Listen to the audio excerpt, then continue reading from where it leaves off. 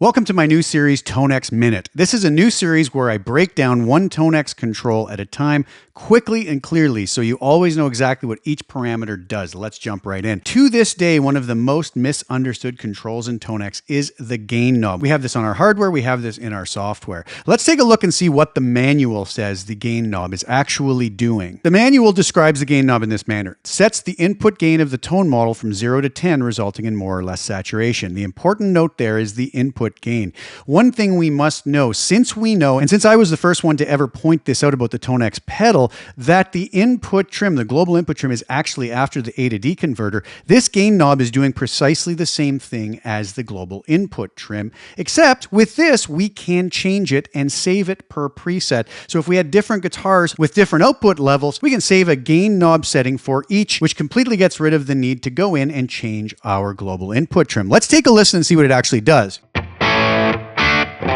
Here it is set on its default 5 setting. Now, if I take that and roll that back to 2.5, that is equivalent to dropping this 12 dB on the global input trim.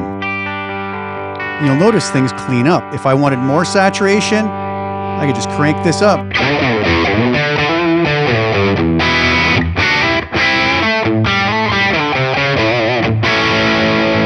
Or go back to normal.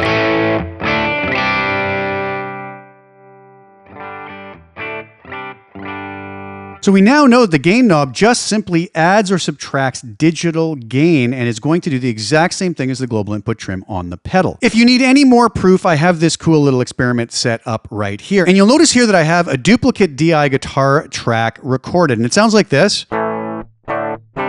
Bone dry, just simple, and I duplicated that, and I added 2 instances of TONEX. You'll notice one's called Gain Knob 2.5, one's called Gain Knob 5. What I have here on this instance of TONEX is the exact same tone model with the gain knob set to 2.5 and the input control down here in the bottom left to 0. On the other instance of TONEX over here on this track, I'm going to have the reverse. I'm going to have the gain knob at 5. I'm going to have minus 12 over here on the global input.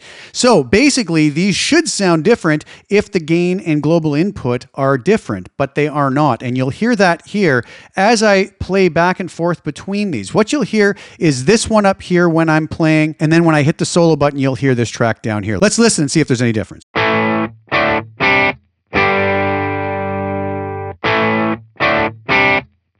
I'll let it roll and go back and forth.